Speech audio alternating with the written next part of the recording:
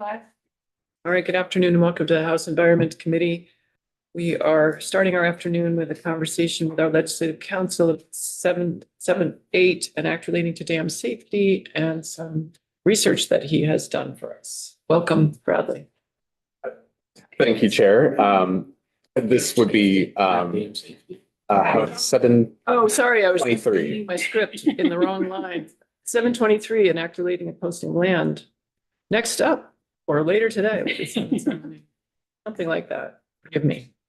Here we are, posting land. Bradley Shulman, Office of Legislative Counsel. Go ahead and share my screen. So I put together a sheet of some other states that have constitutional right to hunt and also permit posting a property with paint. The goal of this was to try and look for some examples of how states have navigated the balancing of a constitutional right to hunt with property owners' rights to exclude individuals from hunting on their property. And all states do that in some way, but differently. And there isn't necessarily a key takeaway or the right answer that comes from looking at all of these statutes. Each state does some things just a little bit differently. They all achieve the same goal, but it is about, or attempt to achieve the same goal, but they do things a little bit differently. And just as a reminder, our Vermont Constitution, and we're fairly unique in this regard, but our Constitution provides the right to hunt. We're the first Constitution to do that. And we also have the right to hunt on private property that's not enclosed. And so that language in particular is unique among the constitutional provisions that I've looked at. Because as we'll see from this sampling, most constitutional provisions will say you have the right to hunt and trap, but this is not meant to diminish a person's property rights to exclude people from hunting. And if you're finished with your thought, yes, pause there because people refer to it as the right to roam. Okay. It isn't really, it's actually the right to hunt and fish. That's correct. It isn't actually the right to hike and recreate. That is correct. That is correct. And so I think before I begin, I do want to say that it is tempting to get caught in the weeds of another state's attempts to kind of regulate these activities. And I think we can learn some lessons from other states, but it is also very easy to kind of get lost, lose the forest to the trees, so to speak. And to use maybe an apt analogy. And so we'll go through these with the idea of lessons. We can try to pull lessons learned from other states. So we will start with Arkansas. And all of these states have the right to hunt by voter-approved amendments within the last 20 years. And so by a voter-approved amendment, the Arkansas Constitution provides a right to hunt, fish, trap, and harvest wildlife in the state. Each of these amendments refer to hunting in a slightly different way, too. I'm not sure that really has any deep meaning, but it's just interesting that there isn't a uniform or a best practice kind of thing that has come out of a lot of these voter-approved initiatives. But the amendment does not specifically give individuals the right to hunt on private property. So the amendment does not alter, repeal, or modify any common law or statute relating to trespass, private property rights, eminent domain, public ownership of property, or any law concerning firearms unrelated to hunting. And so when these amendments were passed, I think perhaps if you're pontificating, perhaps that there were some, policy discussions, or perhaps there were some a more robust back and forth about the relationship between hunting and property rights, because each of these amendments does specifically discuss property rights in depth in slightly different ways. And so property owners in Arkansas may post their land against hunting with signs, paint markings, or enclosing the property with a fence. And the signs or paint markings can be no more than 100 feet apart and posted or painted at each point of entry. The color of the paint markings is not defined by statute. And so each of these statutes has, interestingly enough, has a different way to post with paint. Some will specify the color, some will specify the distance, some will specify the size of the paint marking itself, or what you can and cannot paint. And so we'll see that how each of these states kind of deal with that piece differently. To hunt on posted property, hunters must obtain written permission from the property owner. And knowingly entering posted property without written consent is a misdemeanor. Arkansas separately prohibits criminal trespass. And the interesting thing about Arkansas, from what I could tell, is that a person commits trespass if they enter and remain unlawfully on another person's property. The statute doesn't explicitly require that a property owner post no trespassing signs. It just says enter or remain unlawfully means to enter or remain in or upon premises when not licensed or privileged to enter or remain upon the premises. So how that works in practice, I am not 100% positive, but how that works in practice, it might be beyond our conversation for today. But suffice to say that property rights, how you exclude someone from your property, really does vary greatly from state to state. And things that might be common sense in one state might not be the practice in another state. And even if something isn't specifically required by statute, there's secondary sources, recommendation from law enforcement to post your property anyway, because it might help you to set that reasonable expectation that you don't want people on your property. And so it is possible to get very deep into the weeds about how to exclude someone. So what I'm talking about here is just my readings of the statute and just kind of some key takeaways of how they decided to do this. For Kansas, in 2016, the Kansas Constitution provides a right to hunt, fish, and trap in the state, and the amendment does not explicitly give individuals the right to hunt on private property. The amendment shall not be construed to modify any provision of law relating to trespass, property rights, or water resources. So Kansas is also interesting because it is a crime to hunt on private property without first obtaining the owner's permission. Criminal trespass is a separate crime. A person commits criminal trespass in Kansas if the person is not authorized to enter the property and the person remains there despite an order from the owner, restraining order, or the property is posted as provided in the statute that permits people to post against hunting, or other reasonable manner likely to be noticed by an intruder. So property owners may post signs stating that hunting is permitted by permission only. Property owners may also mark their property with purple paint. Land posted with purple paint markings is considered posted by written permission only. So you don't need actual words to say that. That's just what it means by statute. And the distance between postings or signs for either signs or paint is not defined in statute. So this is a state that has kind of conflated their trespass and their posting against trespass statute and their posting against hunting statutes.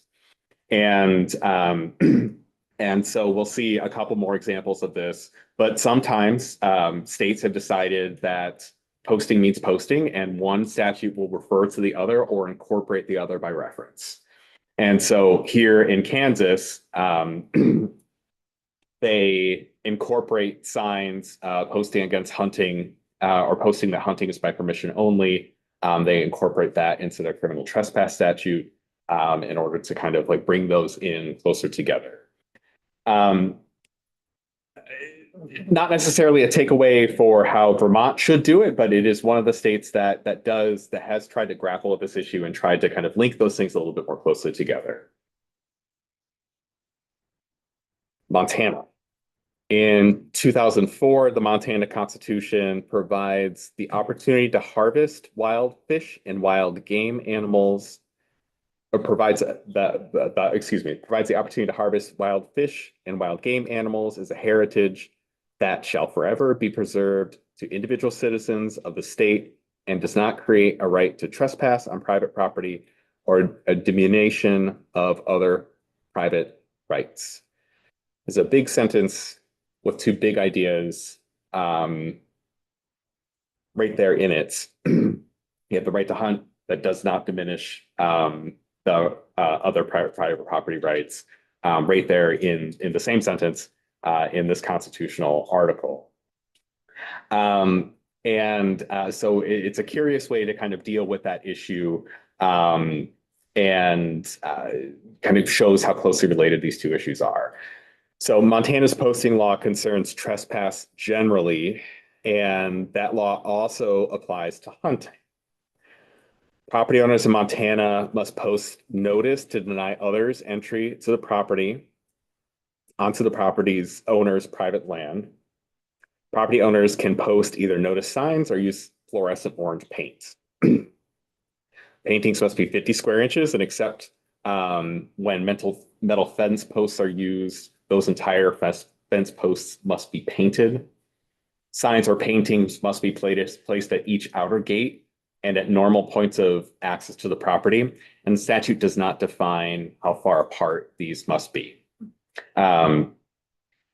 Which, if I'm going to pontificate, is potentially problematic because there's a lot of space potentially that we're discussing, but I'm not particularly familiar. But it's not defined by statute. What this one does do that I didn't see in any of the other states that I looked at is this statute requires the Montana Department of Fish, Wildlife, and Parks to educate the public about these posting provisions. And so it's in a very specifically calls out hunting, what can and cannot be hunted, or where hunters can and cannot go. This statute, I think, was unique in that regard in explicitly directing the Department of Fish and Wildlife, or Fish, Wildlife, and Parks to provide that education. And Idaho, another interesting one. In 2012, the Idaho Constitution gives a right to hunt, fish, and trap in the state. The amendment does not explicitly give individuals the right to hunt on private property. The amendment provides the rights set forth herein do not create a right to trespass on private property and shall not lead to the diminution of other private rights. So similar to the Montana statute. So this is an interesting one too. So similar to Vermont, Idaho had and does still have, these statutes are both still active statutes. But similar to Vermont, Idaho had posting against hunting and posting against trespass. And until 2018, the posting requirements were separately stated in both of those statutes. They were the same thing in both statutes, but they were separately stated in both statutes. And prior to that amendment, so after 2018, that's changed. Prior to the amendment, the statute about posting against hunting prohibited all hunting on private property without the owner's permission, even if the property was not posted. Now, private property owners must post their land to prohibit the hunting. The statute regarding posting against hunting was also amended to refer to the posting requirements listed in the criminal trespass statute. So we have the statute posting against hunting, the statute posting against trespass, and the statute posting against hunting was amended to refer to the posting requirements in the trespass statute, right? And so instead of having them listed out in two different places, the statute posting against hunting in Idaho just refers to, okay, if you post in accordance with the trespass statute, you have posted against hunting. And that is what they did. 660 feet. Yes. So and that's quite a bit of distance. That's probably the biggest distance. But they can post by paint or paint markings, post by notice signs or paint markings. And another one where the paint marking actually has to be pretty big, right? So a lot of the statutes that we look at, it's like a line. In Montana and Idaho, it's a big square. So it has to be like 100 square inches. Or if you're painting a post on a metal fence in Idaho, the top of the metal fence, the top 18 inches of the metal fence have to be painted. And then a summary of findings. So they did look at, so there are 24 states with a constitutional right to hunt. Of those, 16 permit posting against hunting using paint markings. Of the states that permit posting with paint markings, 2 of them require notice signs in addition to the paint markings that I could find. And so even if you can do paint markings, you still need some kind of notice sign there that says no trespassing or something else, which is curious why they've done that, but At every place? presumably, yeah. And so it leads to the question of what is the point of posting with paint? Maybe, and I don't have the answer to that question. I found that curious myself. But that the law in those 2 states. There's a lot of curiosity in here. There is. It's like a rabbit hole that would be. Yeah. And that's kind of exactly why I mentioned at the very beginning, because it can get overwhelming if you're looking at each of these and trying to kind of think, well, what about this? What about this? What about this? I think it is helpful to get some lessons learned about distances, about the relationship between the trespass statute and the posting its hunting statutes, and whether those are effective separately or how they interplay. But it does lead to a lot of questions. And Maine didn't come up, presumably because they don't have a constitutional right. That is correct. And so, and all of these are more recent. The examples that you gave us are relatively recent. That's very intriguing. I wonder what that's in response to. But just also, can you just refresh our memory on, in Vermont, we have a constitutional right to hunt fish, but it's doesn't say you have the right to be on private property to hunt fish. It just says you have the right to hunt fish. It says you have the right to hunt and fish on the lands not enclosed. Not enclosed. So it puts the onus on the property owner to enclose the land from hunting. And so in that way, it does create a limited right to hunt on private property. Yes.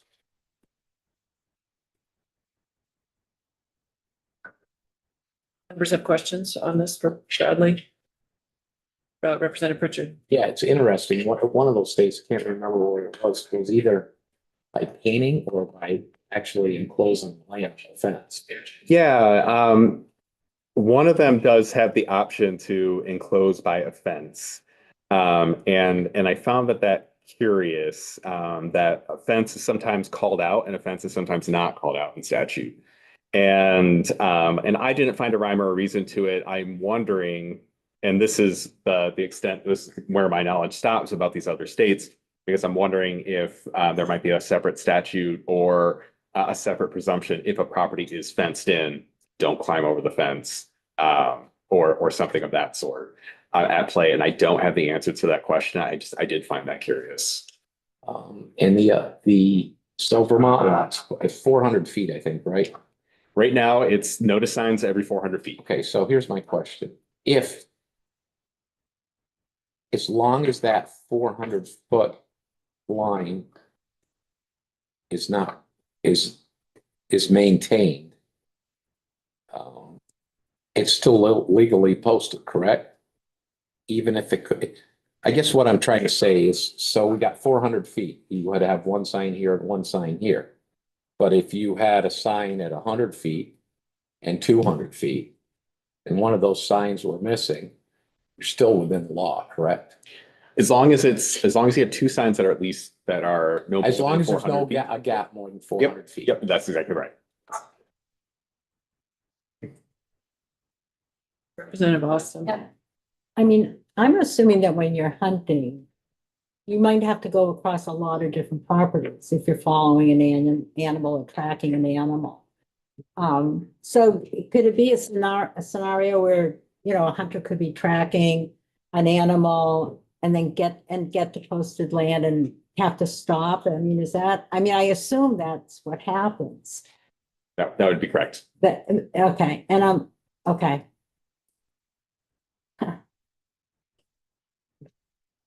Representative Barr. Yeah, thank you, Chair. I just wanted to share, and I did share by email to the members of of our committee here, but one of the points you had made, I think it was your this visit this year, that the word enclosed and the word enclosed, you were saying are essentially interchangeable. So I did a little word analysis, and back in the 1700s, enclosed had a very specific meaning. Mhm. They maybe looked at this since then, but in those, that was about the time when in England, all land was public domain, essentially, and you could graze your animals on anybody else's land. And so the Enclosure Act, with an I, Enclosure Act in England, was literally required people to put a fence, Mhm. literal fence, stone wall or a fence around their property to protect their property from being used by others. So it did have a pretty particular meaning of a very strong boundary delineation, fence or a stone wall. So I thought that was kind of interesting, that they're not necessarily Yeah. interchangeable. Yeah. Yeah, and that's a good point. And so how the word enclosed is put into practice is through the statute. And so this statute does not require does not require a fence or a stone fence, or does not refer to what a term meant in England. And so it's not necessarily an issue in terms of effectuating the right in the Constitution if the legislature decides to define a term in a certain way based on its policy decisions and things of that sort. Sure. And so, but you're correct in that there is a history of fencing property. I'm not as deeply familiar with that history of fencing and property, but the legislature can also, in its authority, choose to define how these rights interact. And so that's more of what I meant, is that the legislature is permitted to define these terms. And we use enclosed with an E, just because that's how our language has evolved. And so when I answered your question, I was more or less thinking in terms of language and that our authority to define terms. But you're right that, way back, the terms were different. Yeah, and that when that word enclosed was used in the Constitution, it was intended to require a pretty strong boundary delineation. And I understand since then, fine, it does have. Yeah, and those could be policy choices for the committee.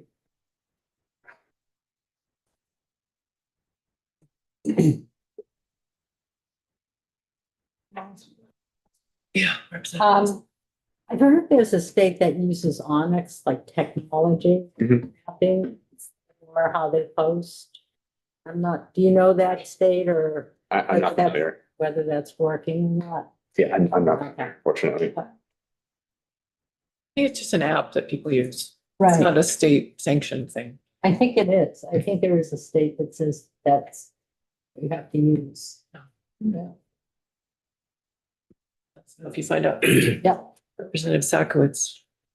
This isn't directly connected to what to what you're giving us right here, but I was just wondering if in the course of your research, if you came across any information that talks about the frequency of the posting of land after a state has passed purple paint. Mm.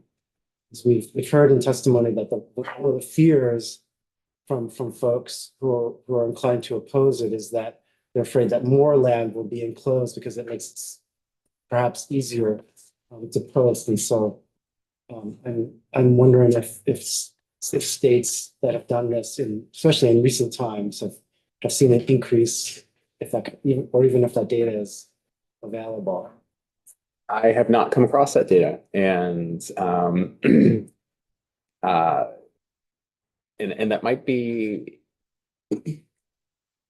if it's possible to get testimony from a Department of Fish and Wildlife like entity in one of these other states, that, that might be a good question to ask. But I have not come across data or research that has assessed the amount of posted land. Tagliavia and then I don't recall reading or having you, when you were going over these, none of these states have a renewal requirement once it's posted. Yeah, and so I actually, that's a good question. And I don't recall very many states requiring an annual renewal of the posting. Most of them do require you to maintain the posted signs in a way that's legible and things of that sort. But having to refresh the sign every year or date it, is not something that I can recall coming across with frequency. I think I might be able to pull up one or two. But yeah. very interesting point. Other questions, thoughts? Representative North, actually, you asked Commissioner if he wanted to offer language, and I haven't heard back from him. Yeah. You, No, I have not. Representative Chapin? Is it okay if I ask a question about the bill Yeah. specifically? I just wanted to return to the end of the draft. I think we're still on 1.1. Yeah. On page 3, the section about what I was thinking of de minimis deviations from the requirements around land posting, and the language in here is accidental or unintentional deviations. And I guess I'm just wondering, because I thought we talked about the de minimis language, which from my brief experience last biennium on judiciary is like language I'm familiar with, and is commonly utilized in lawsuits, and the court system has a very clear use of that language. And I was curious why you didn't use the de minimis language and why you used this language So it's. and what the difference is. Yeah, no, and I think the language here is we were in committee, we were talking about kind of a de minimis or reasonableness standard. And so I think language on either of those would achieve the same or similar goals. In terms of using a kind of a reasonableness standard or something of the sort here, the idea would be to avoid scenarios where individuals post but don't record their property, because there are some benefits for when individuals don't post their property. So in terms of like hunting licenses or things of the sort, you might get some preferential treatment when you don't post your property. And so the thinking here was to make sure that the mistakes were accidental or unintentional, as to prevent some kind of gamesmanship for people to try and get a benefit when they're have technically unposted land, but still have signs out there. You're correct. The language could use some work, and there is language out there that I wouldn't be able to pull it out now, but there is some language out there that would just discuss a more particular errors on the sign, as opposed to accidental, unintentional errors, just more particularized errors at a de minimis perspective, and I could draft that for the committee. I got a little lost on your answer. What I'm hearing is you're not using either type of language, de minimis or reasonable, as a standard, that there's no standard language, actually, there's no standard set in this language. Is that what you're saying? So the standard here is more of a reasonableness standard, right? And so accidental, unintentional deviations from the requirements of the section shall still be deemed effective. And so there isn't necessarily an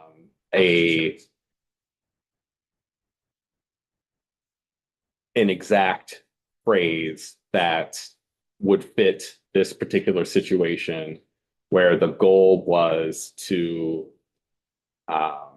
prevent individuals from trying to game the system, right? Trying to both receive the benefit of having their land unposted, but also having signs out there that are posting.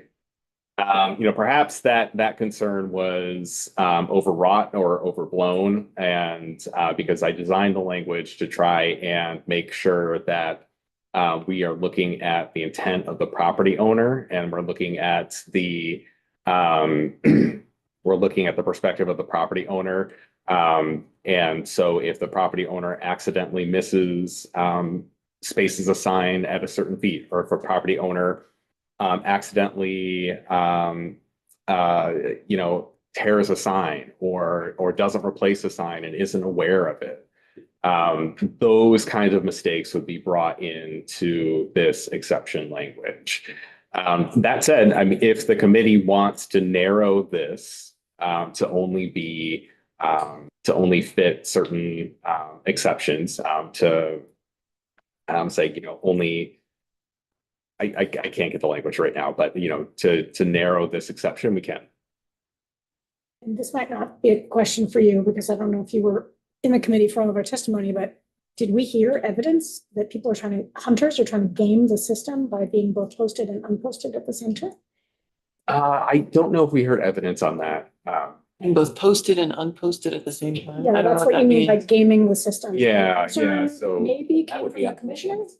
That would be on the landowner. Yeah. And Well, I think the only incentive that's out there that I understand is for hunters. There's some kind of license. Does anybody remember the testimony? Did we hear this from the commissioner, that it was a concern? That because there are some incentives in the hunter's licensing amounts, that maybe you get a lower, you can pay a lower amount for your license or permit if your land is unposted, is my understanding of the incentive of your own land. So my understanding is the only incentive out there right now to not post your land is for hunters. And so the gaming of the system concern is that hunters who own land and post it, which many do, especially if they have a significant amount of land that they want only by permission only for other people to be hunting on their own land, that they might be posting but not exactly posting and could take advantage of this language. That's my understanding of the testimony we heard. Take that advantage you're to do what? responding to. I don't know. To take advantage of the lower license fees Oh, lower license fees. by, No. I've never heard of that. yeah, somebody correct me, please. Okay, so the only thing that I'm aware of is on antlerless permits. When you apply for, them, there's a landowner permit you can apply for and a resident permit. If you don't you can't apply for a landowner permit if you post your land. You have to apply for the resident. So that's. It used to be a difference in fee. Okay. It's not anymore. Great. So that's the benefit related to not having your land posted that the commissioner was describing as a possibility for if we had this de minimis language, somebody would be able to take advantage of. That's what I'm understanding. Is that what you were responding to? And that's when the- you drafted that's- this language? And that's the idea, is trying to kind of draft language that addresses that potential concern. If the committee does not think that particular concern is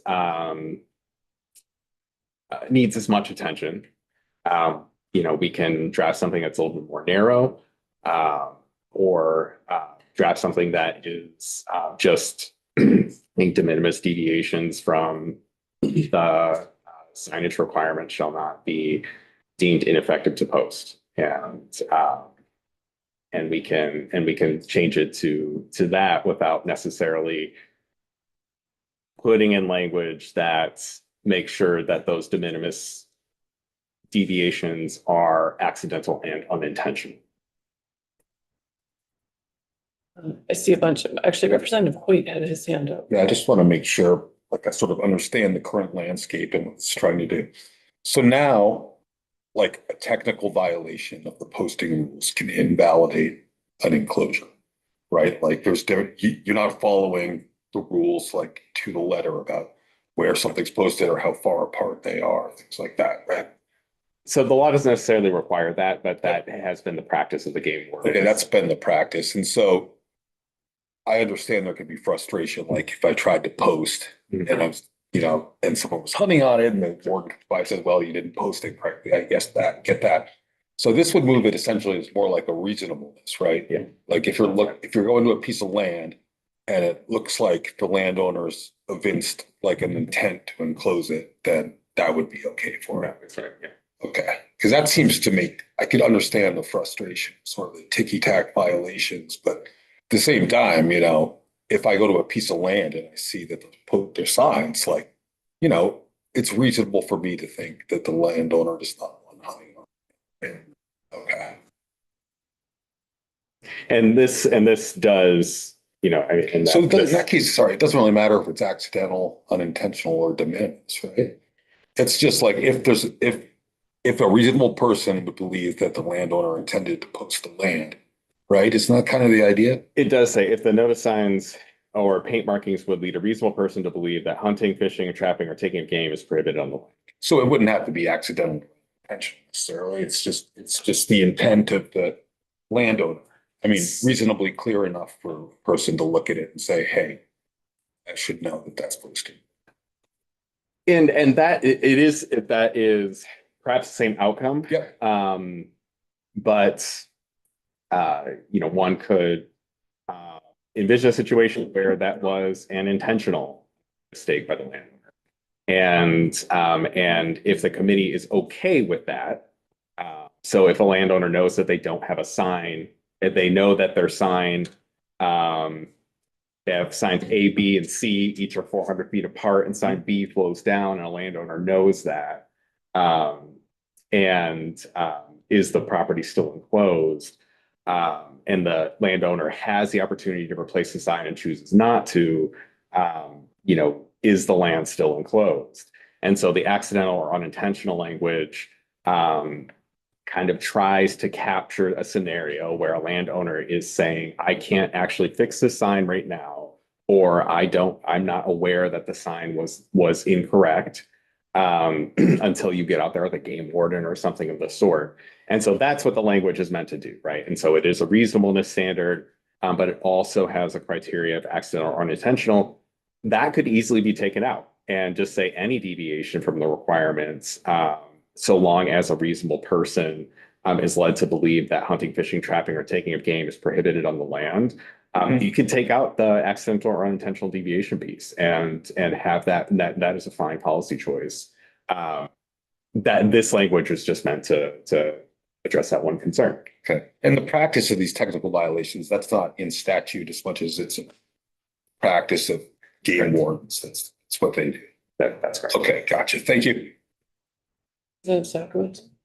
Yeah, I just want to follow up on 2 points. One, which Representative just made, that the current situation right now, if a hunter is on someone's land where the clear intention of the landowner is that it's posted and they ought not to be there, but that one of their signs has the wrong date, like we heard in testimony, that a warden could choose to issue a violation right now.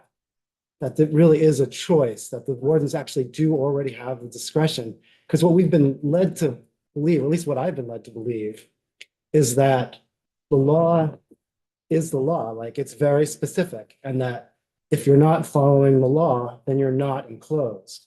And so a warden would have to let this hunter go, basically. But what I think I'm hearing is that that might not be true. It's a matter of, I don't want to say it's a matter of discretion, because that would probably require statutory language to say the game warden has discretion, right? But I think in any instance when law enforcement is looking to enforce what they believe is the law, it will be their judgment, and it will be a matter of, did they have reason to believe that a violation has taken place? And so one could easily see a scenario where you have 5 signs posting a property, 4 of them say 2026, one of them says 2025, and have two different game wardens enforcing the enclosure, or one game warden enforces the enclosure and another game warden does not enforce the enclosure. And it would be up to a hunter who receives a penalty to, if they wanted to challenge that penalty in a courtroom, try and make that argument before a judge. And I don't know what a judge would do in that kind of situation. I think it would be 50-50. But to go back to your point, is that it does enforce law enforcement officers, may be exercising discretion in a scenario when two reasonable law enforcement officers could come to a different conclusion based on the same set of facts. And it would be up to the hunter to either pay the fine or challenge that court. And then my other question is, I believe that with this new version of the bill that we have, one of the conditions for enclosure being that the enclosure is recorded with the town clerk. So if you don't record with the town clerk, you're not enclosed. And so I'm wondering if that makes unnecessary this sort of other language about accidental or unintentional, because you could post your land perfectly well, but if you don't record it, you're not enclosed. That's a good question. And so you can imagine a scenario where you record your posting, you go to the clerk, say, this is my posting, I recorded it. And then it turns out that you misdated a sign, right? And under current law, I know this law says it's taking the date out. But under current law, you could have recorded your sign, but misstated a sign. You could have wrote 2024 instead of 2025, or, as people are wont to do in January. And so you could have, or a sign might have blown down or been destroyed, or something might have happened after the recording. So the recording doesn't necessarily obviate that problem, because something could happen to the signs either after you record, or you could have had an accidental, unintentional mistake when you were posting the signs, and you didn't know that it was 401 feet instead of 400 feet. You didn't know that it's, the dates, you wrote the wrong date on there or something of that sort, even though you went through the effort of posting in accordance with the statutes to the best of your ability.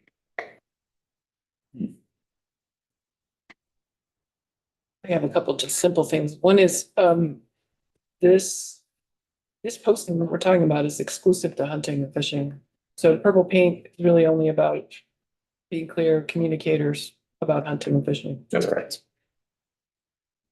And then just for, I don't know, committee thought, like some states have, I think Maine, for example, has purple paint and signage as an option, either one, but the same distance. And right now we're looking at 100 and 400. I'd like people to think about that. Like, why is there a difference? And is 400 too far? Is 100 too close? Is something else perhaps? It's a time for us to revisit that, regardless of what we do, any part of it. Just something to noodle on. We do need to transition. I saw Michael outside the door. Final questions for Bradley. Are there penalties for taking down a sign, someone destroying a sign, or like even with purple paint, someone covering it up with black paint? My lines. I believe so. I don't have that note, but I Okay. believe so. And I can email you the statute. Okay. Good. Yeah. And I would assume it would, if we did paint, apply to that. Correct.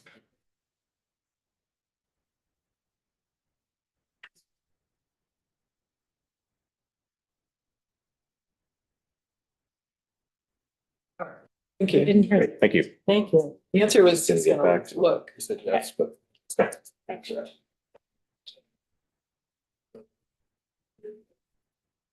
Bradley. Yeah, thanks, Bradley. Thank you. Fine. Any agendas? Please join us. Okay, we have, Michael O'Grady here to give us the latest on the bottle redemption PRO first. Okay, Bonneville first. Yes. Uh,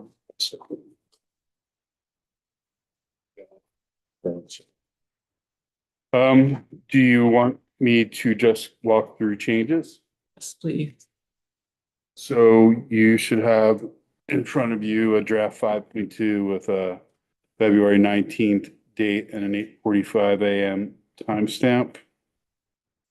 And the first change is on page 6, which line 16. This was just some vestigial language that I didn't edit out when I previously made an edit. It had previously said, and the refund value of the container contains one or more of the following in not less than 1/8 of an inch. And that it just didn't make sense before. So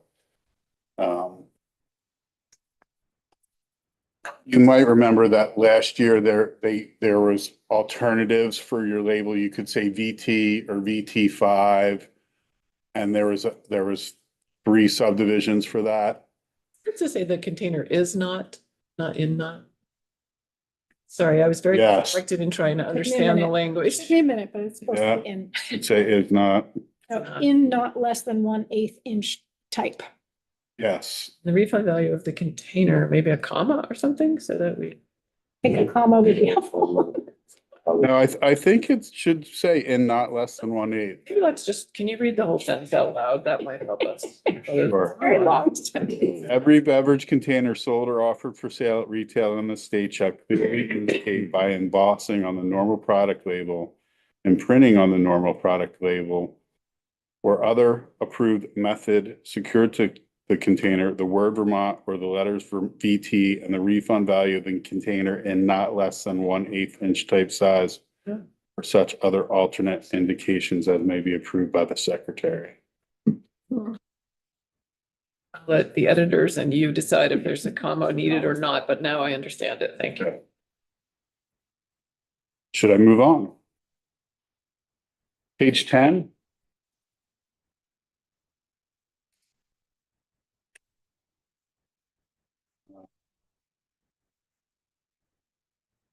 And this is yesterday when we were going through, I noted a place where it just said manufacturer, not manufacturer and distributor or manufacturer or distributor. So I did a search of the whole bill and there were about 7 instances where that was the case. And so I made those changes thinking you wanted to be technically correct. So Thank you. page 10, line 4, that was changed. Page 10, line 9, page 10, line 12, manufacturer or distributor. And then again on page 11, line 6 and line 19, same changes. And then you can skip to page 15. And this is the consultation language that A&R had proposed to ensure engagement by the PRO with stakeholders. And it says, prior to submitting the proposed plan to the agency, the producer responsibility organization shall allow the stakeholders to comment on the proposed plan. The PRO shall either make changes in response to those comments or provide a written response on why the change was not made to the stakeholders and the agency. Questions? And then just let us know. The next change is page 17, line 18. That used to say the stewardship organization, and in some EPR programs, stewardship organization is what you call the PRO. And for consistency, PRO is what is used in this chapter. And so I made that change. Page 17, line 19, that's just an editorial. It is previously said in an approved plan no later than 6 months, but the editors say it should say not later than 6 months, which bothers me, but that's what. going on to page 18. This is another proposal from A&R regarding compensation and fair compensation of the Redemption Center. So part of the program audit every 5 years, we'll examine how the product stewardship organization compensates redemption centers as part of its report. And then when they make recommendations, the auditor will include any recommendation to the compensation structure for redemption centers.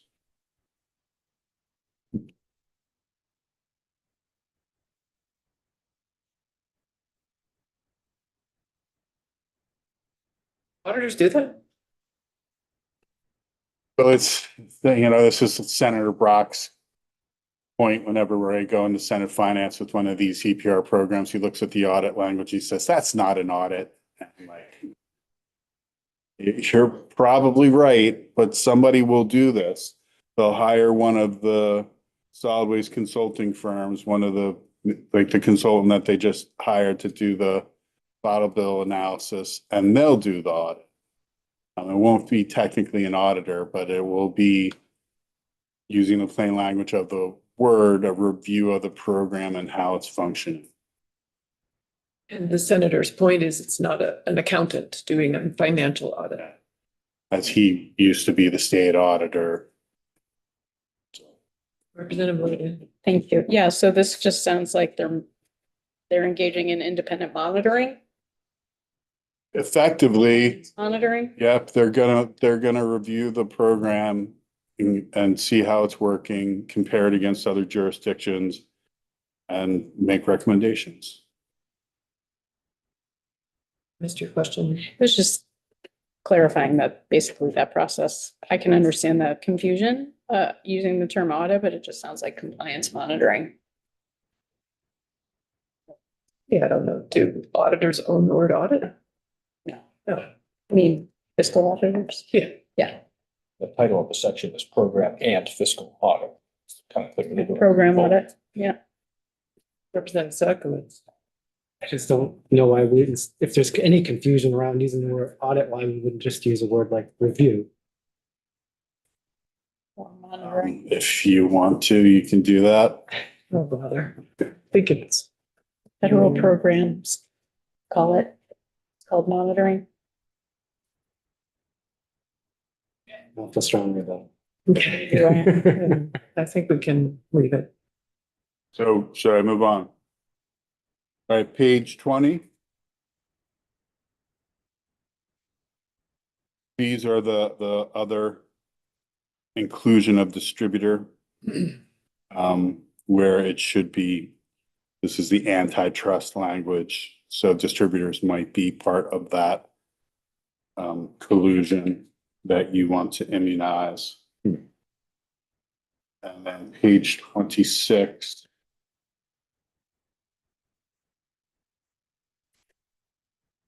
Going on to page 27.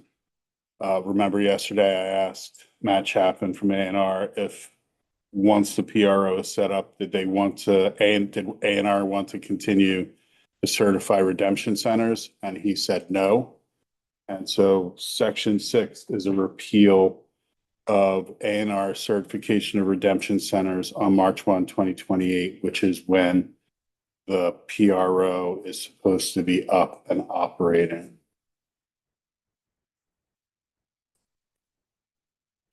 There's Chris Rice. Is Chris Rice in here?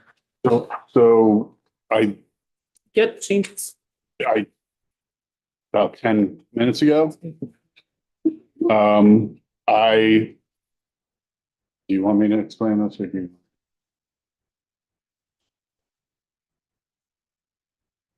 you? They seem very straightforward. Go ahead, Michael. I was handed that and we had a very busy morning. So they're the advocates representing the manufacturers and distributors are proposing 3 changes, 2 of which are time related, date related. So the first is when the approved stewardship, the producer responsibility organization has to submit its stewardship plan, and they're looking to move it to April 1st, 2028, which is an extension from January 1, 2028. I always wonder when we choose April 1st. I'm sorry, what? I always wonder when we choose April 1st. April 2nd? Okay. The second date change is in that same 1532, and it's about plan implementation. You may remember that yesterday A&R brought forward language that would say that the plan would be implemented not later than 6 months after the secretary's approval. The advocates are asking for 9 months after the secretary's approval. Chris, do you want to explain that a little bit? Sure. Chris Rice from MMR here on behalf of the Beverage Association of Vermont. The reason for the 9 months is given, and we walked the committee through this a little bit, given the amount of work that needs to be done to stand this up, the investments that need to be made, equipment that needs to be ordered, collaboration with the redemption centers. And that's on the front end. On the back end, there's a bit of a shot clock regarding the funding. We want to make sure that the PRO has as much time as reasonably possible from the time that the plan is approved until we start to go live. It was Bree's assessment that it's difficult to really make any of those detailed plans, investments, order the equipment and machinery until we have that approved plan. So that just gives the PRO an additional 3 months to make those arrangements in order to, as much as possible, hit the ground running. Members have questions about that? Representative Tagliavia? In the state, how many of these sites would be requiring this kind of machinery? So the concept that we have fleshed out so far, that's, again, Bree mentioned this a little bit, that's as far as we've gotten. The estimate is that we would start with the 20 largest redemption centers in terms of volume. That's that first slot that we hope to do. How many manufacturers either in the country or in the world make these machines? We heard about at least 3 yesterday. These 3. Different manufacturers. I don't know where or how or whatever the volume is, but if, okay, so rewinding, you still need to meet the obligations of the sort of redemption deserts separate from technology then in this plan. So even though you're, okay, got it. And then, That's the third portion or the third request to change. You can see on your bill on page 13 going on to page 14, the convenience requirements. You have the at least 1 point of redemption, at least 3 points of redemption per county, at least one of which is immediate return, and then at least 1 point of redemption per municipality with population of 7,000 or more persons that provides an immediate return. And then there was how sites of inspection or redemption would be cited with high population density. Then the advocates are asking for a new subdivision that says when approving a plan, the secretary may alter the number of points of redemption depending upon the adequacy of redemption service in that area. In no case, however, shall the number of redemption points be reduced below the level specified in subdivisions A and B of this subsection, so that you have to have that adequate number or required number per county, and then you have to have at least 1 point of redemption per municipality with a population of 7,000 or more. And that's the floor for redemption convenience. and this is addressing instances where there may be multiple redemption centers in one area, redundancy. If the need is being served and you don't need all of the redemption sites, then they have the authority to alter the number of points of redemption. So the question I had though was, and it came up yesterday, a retailer, particularly a larger retailer, there may be incentive for them to have redemption opportunities on site to keep people coming back and buying their beverage of choice at that site. So how does this D affect that? Or can, within the context of this statutory change, can a larger retailer who already has a reverse vending machine just be like, we're gonna keep it? And it's gonna, like, how, are they saying they would have the right to push them out with this D? It's possible.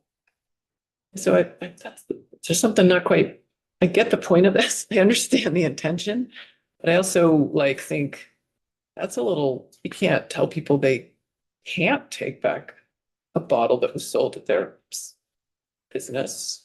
I see you, I'm okay. Just making sure. I think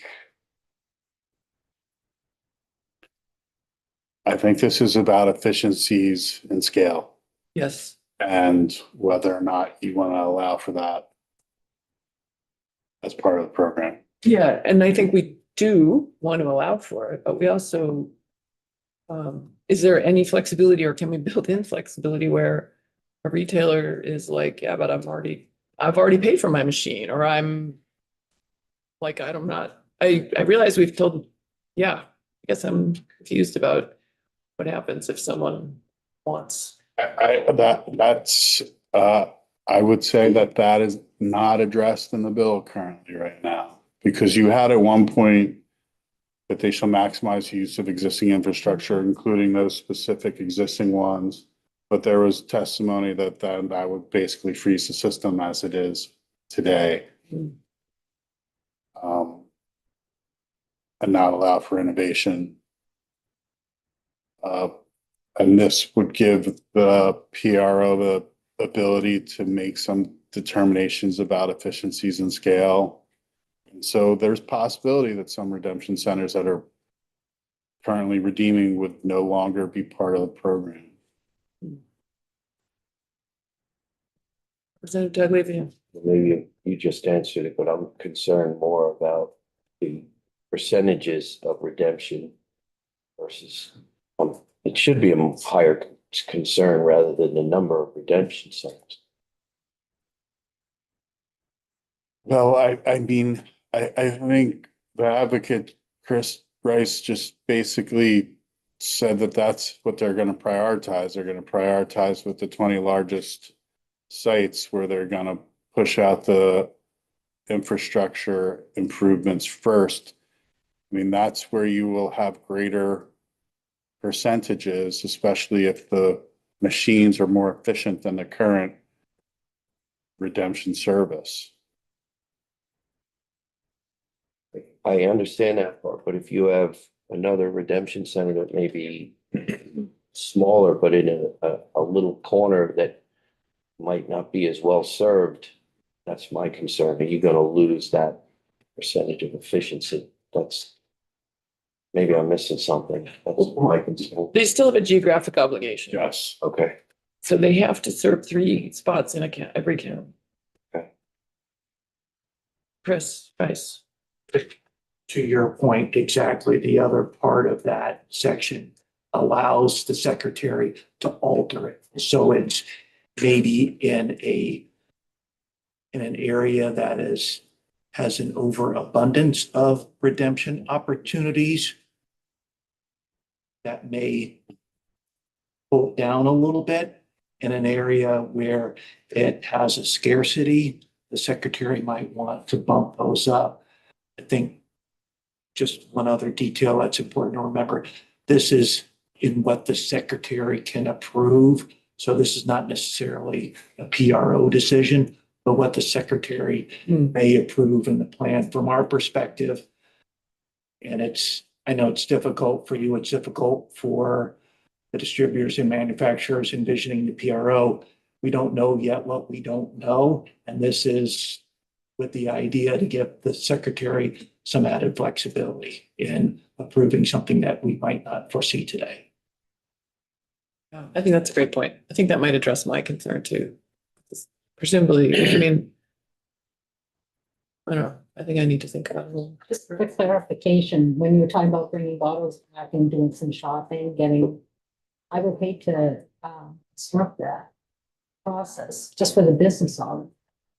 Yes, that's what I was getting at. Yeah, Which also, I mean, it feels like, is there a legal problem with us doing that too? Like, I don't know. I mean, I guess we're changing the way we're collecting bottles.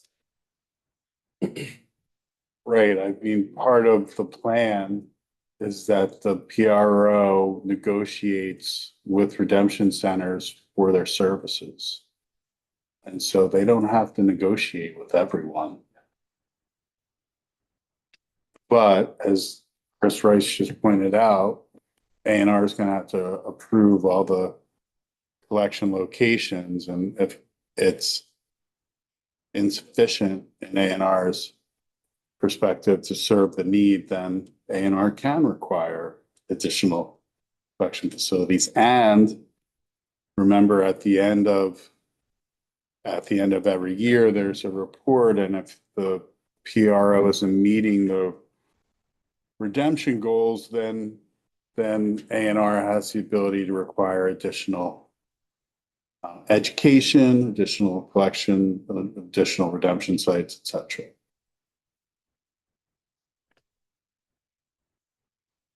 Questions? I guess I'm sorry, I don't understand how that doesn't hurt a business owner. I mean, won't business owners be upset if they lose people coming in to bring bottles and not or not being able to do that? That kind of flow for them. It's possible, yes.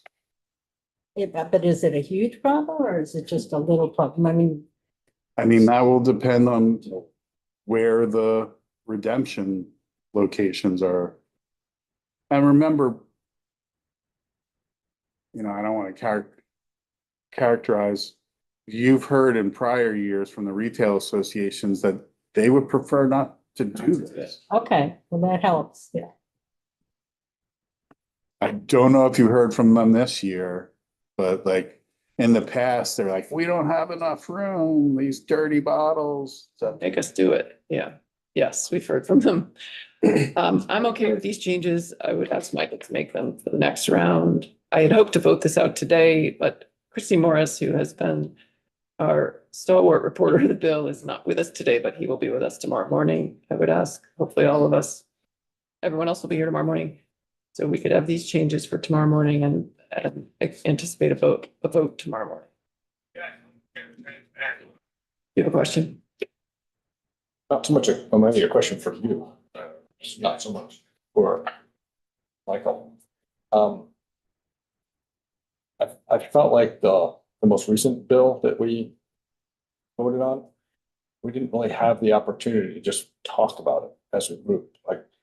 And I felt like you maybe kind of got blindsided by some of us maybe voting against it, which maybe could have gotten fixed if we'd had more opportunity to just talk about what we each want in the bill or what we see. And I'm just wondering if we're going to have that opportunity here to just talk about it as a group, as opposed to just to answer Michael's question, to answer changes relative to the most recent changes he's made. Yeah. Do you want to bring up issues now? Sure. If now's the right time, but Sure. okay. Yeah, so I had the opportunity last night to go to the Grocers Association thing across the street. Really glad I did. I was really surprised by the number of people over there that wanted to talk to me about the bottle bill. I ran into one gentleman and his son who own redemption centers, independent of the guy that I know in my area that runs redemption centers. And he said the current bill as it stands is not acceptable. And the primary reasons that he noted is that we removed the floor, that handling fee floor, the 3.5 cent floor. And he said, without that floor and just making everything negotiable with the PRO, what that's gonna do is whoever in the area negotiates the lowest fee, that's gonna become the cap on the fee for anybody else. And it's gonna make it very challenging for redemption centers to stay in business. Because 3.5 cents is already not enough. And, so, because the PRO is not gonna be willing to pay any more than whatever the lowest bid is in the area. That's all they're gonna be willing to pay. That makes sense. And that also an unfair collusion advantage is gonna exist for retail shops that sell bottles. Because they're gonna have an in with the bottlers and the distributors. Who are gonna be, oh, you're one of our guys that sells, a bunch of our drinks. So, we'll cut you a deal on the redemption. And we'll do all the investment here and give you the big fancy machine. And leave the little redemption centers out. So the redemption center guys are feeling like they're really being cut at in the bill the way it's currently structured. And then, in addition to that, there were a couple of liquor bottles. Both of them were just really opposed to the whole thing. Because they said, and one of them, like this is this quote, hundreds of small local producers of bottles that produce like 5,000 bottles or less per year are not going to be represented on the PRO. They're going to be left out and unrepresented. And it's just going to be run by the big bottling companies, Pepsi and Coke. But the liquor bottles are not part of this. Right. The liquor bottles are not part of the PRO. The beer, but the beer manufacturer, the local craft breweries, like bourbons and whatnot. And interestingly, all of them would rather us just eliminate the whole redemption process altogether. That's all like a very broad statement. Yeah, All of them? all of them. The ones I talked to, the ones that I talked to last night. So, that's some interesting information I learned just Yeah, last night. thank you. It corroborates my general feeling, and this is my last point I'll make, and I'll stop. Is that I think we're approaching this with the classic engineering error of local optimization. I can get really excited about this bill and honing it and making it just right to really craft an exciting redemption process. But then when I step back and I realize that's just a little local minimum, it would be much better if we step back and what are we trying to do overall? And again, I talked to folks last night and would rather not see, and it corroborates with what I believe, I'd rather not see two parallel tracks. I heard it from Deidre also, that if you were starting from scratch, you wouldn't create two parallel tracks. You would just create one overall packaging EPR system and not bother with a redemption system. So, given all that, I mean, just heads up, I'm kind of thinking I'm a no. On trying to do anything more with redemption. I know we really ought to step back and be looking at a full up, just improved recycling and EPR system on all packaging, not just a couple of bottles. Did you ask the redemption center person that you spoke with how the status quo is doing for? Oh, he hates it. Yeah, he said he's been praying for he didn't use the word right, really hoping for a bottle bill to come through to help them, to rescue them. And what he was hoping for is just an increase in the 3.5 cents to 4.5 or 5 cents on a handling fee. Yeah. And an increase in the number of bottles that apply, so he'd get more quantity of stuff. Either or both of those two things is what he's looking for, so they can actually make some money. Yeah. Because as 3.5 That cents, path. yeah, the 3.5 cents has remained constant for 50 years. Whereas minimum wage has gone from $1 to whatever it is now, $15, and they just can't afford to hire people. Yeah. No. Representative Logan. Yeah, I mean, can we talk about why those things were taken out of this bill this time around, which were present in the last time around that we tried to do this? I mean, I'm not entirely sure of the reason for it, except that it would allow the PRO to bargain down to the lowest rate that they can get a bid on. Which I imagine meets the desires of sort of like the more free market oriented people who want us to have the least cost and maximum efficiency in the system or something like that, but would disadvantage our local redemption centers.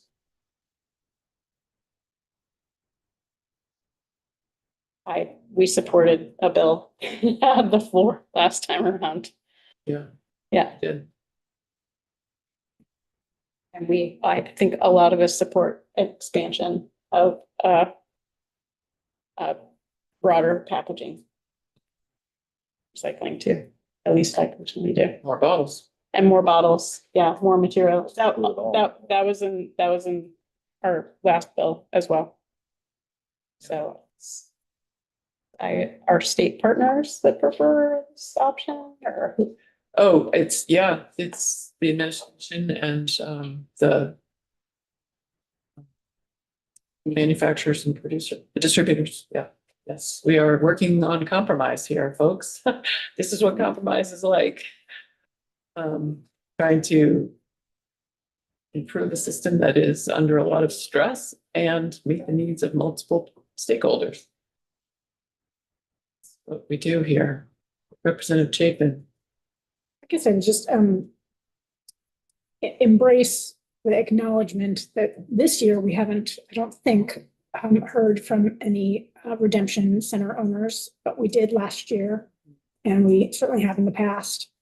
And I think acknowledging that some redemption owners are going to see benefit from this and some are not is a total reality, and one that we should be aware of and acknowledge. And not having had anybody in to testify, I think we could find redemption owners that feel like they will stay in business and do better in this potential future PRO, and others that might not. And some that are like the only one within 20 miles. And so they're really not that worried. And so I think I just want to acknowledge that you're bringing up, Representative North, and just acknowledge it. I think it's one of the cons of between all the pros and cons around this effort. And it hits a certain number of individuals and their family businesses. And that's, I don't really like that. I still support this effort because of bigger goals that I have in mind.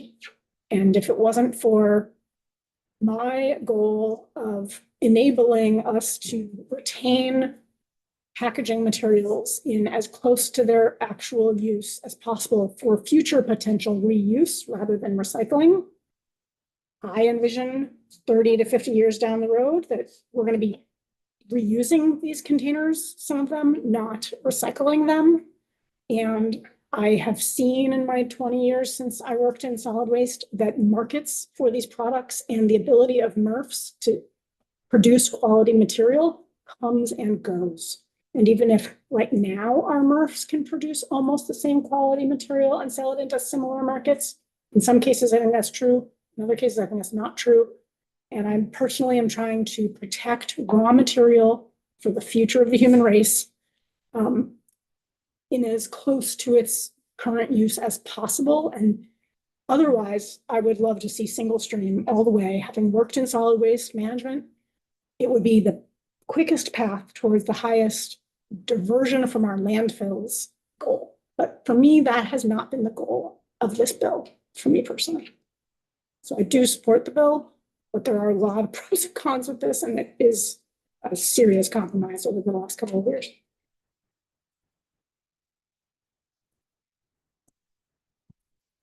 Thank you. Yeah, I'll just also note that my final conclusion there obviously puts the redemption center guys that I'm fighting for out of business. Yeah.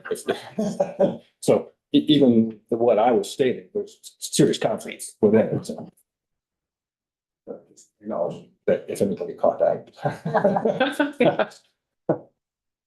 Yeah. All right.